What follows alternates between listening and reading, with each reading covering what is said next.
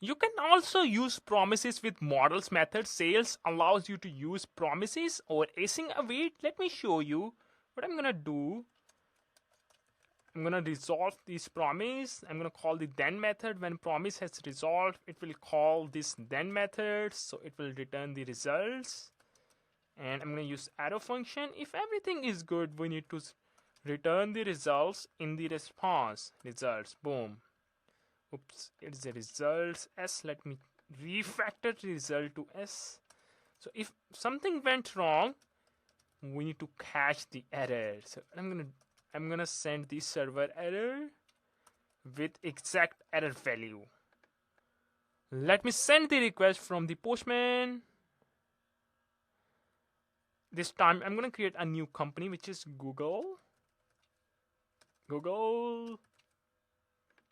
Incredible. A company has created successfully. You can verify from the Mongo command line db.company.find.pretty. Boom, here we have the company. We have two companies in the database. You can also use async await. I'm a big fan of async await. You can apply async here. Get rid of this content. You can apply await expression. When promise has been resolved, this await expression always works with promises.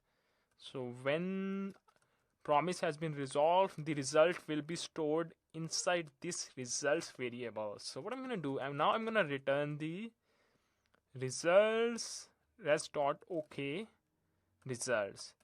So make sure you apply try and catch block. I'm gonna wrap my code inside the try. If something went wrong while creating new company, we can send the server error to the response, or you can throw the error. There are two ways to handle this stuff.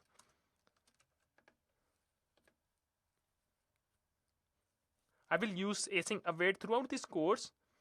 Now let's send the request. Let me create a new company, Facebook.